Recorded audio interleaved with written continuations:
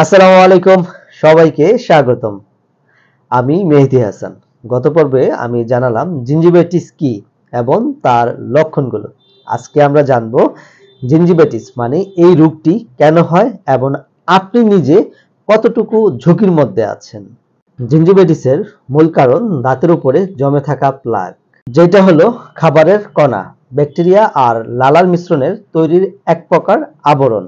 এই স্তর আস্তে আস্তে মাড়ির সংক্রমণ তৈরি করে। চলুন আমরা জেনে নেই কি কারণে জিঞ্জিভাইটিস হতে পারে। আপনি যদি নিয়মিত দাঁত ব্রাশ না করেন তাহলেও জিঞ্জিভাইটিস হওয়ার চান্স থাকবে। নিয়মিত যদি ফ্লস না করেন মানে দাঁতের ফাঁকা অংশতে খাবার আটকে থাকলে এটা যদি ভালোভাবে পরিষ্কার না করেন তাহলেও জিঞ্জিভাইটিস হওয়ার চান্স থাকে।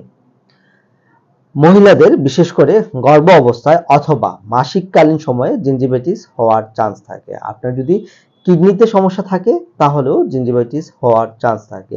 বিশেষ করে যাদের ডায়াবেটিস আছে তাদের ওষুধের রিঅ্যাকশনের কারণেও হতে পারে।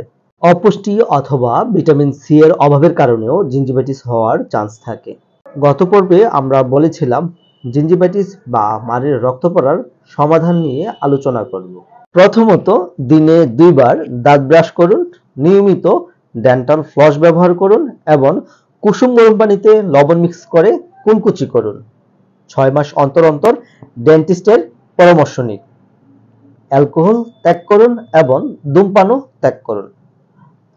স্বাস্থ্যকর খাবার খান, যেমন শাক, সবজি এবং ভালো মানের ফল।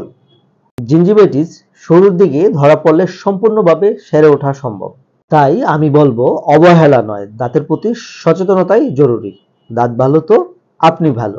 এই ভিডিওটি যদি আপনার উপকারে আসে তাহলে শেয়ার করুন আপনার বন্ধুদের সাথে। দেখা হবে পরবর্তী এপিসোডে। আজকে এই পর্যন্ত। ভালো থাকবেন। আল্লাহ হাফেজ।